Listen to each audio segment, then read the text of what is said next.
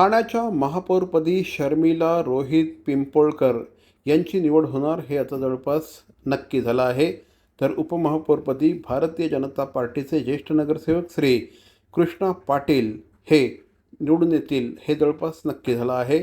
आज या दोघांनी आपला अर्ज दाखल केला. उपमुख्यमंत्री एकनाथ शिंदे, परिवहन मंत्री प्रताप सरनाईक, खासदार नरेश म्हस्के, आमदार निरंजन डावखरे, भाजपचे जिल्हाध्यक्ष संदीप लेले यांच्या उपस्थितीमध्ये त्यांनी आज आपल्या पदाचा अर्ज दाखल केला आहे.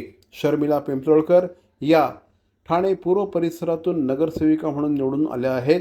तर कृष्णा दादू पाटील हे ठाणे शहरातील मध्यवर्ती भागातनं नगरसेवक म्हणून निवडून येत असतात. गेल्या काही दिवसांपासून भारतीय जनता पार्टी आणि शिवसेना या दोनही पक्षांमध्ये महापौर पदावरून रस्सीखेच सुरू होती. मात्र आता दोनही पक्षांनी एकत्र येत महापौर पद आणि उपमहापौर पदासाठी आपापले अर्ज दाखल केले आहेत. शिवसेना भाजपा युतीची सत्ता या ठाणे महानगरपालिकेवरती कायम राहणार आहे. त्यामुळे आमच्यामध्ये ज्या काही अंतर्गत काही गोष्टी घडल्या असतील त्या लवकरच तुमच्यासमोर आम्ही जाहीर करू. एवढी घाई नाहीये. आम्ही जरी कोणी महापौर असेल, उपमहापौर असेल, तर शिवसेना भाजप युतीचे महापौर म्हणून त्या ठिकाणी आणि उपमहापौर त्यासाठी त्या ठिकाणी काम करणार आहेत.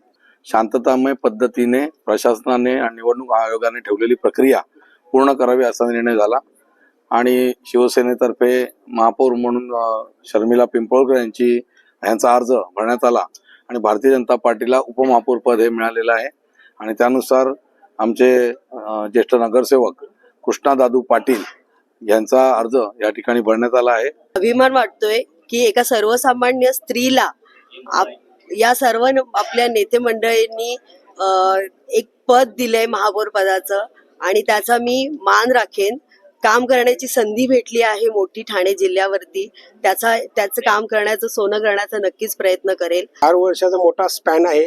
त्याच्यामध्ये बरीच कामं म्हणजे नागरिक सुविधांचा जो काय आता स्लम विभागात पट्ट्या बोलला तो विषय असेल, पाण्याचा विषय असेल, ट्रॅफिक समस्या असतील, तसेच रिडेव्हलपमेंट किंवा काही समूह विकास योजना आहेत त्याही मागे लावण्याच्या हिशोबाने प्रामाणिकपणे प्रयत्न करेन.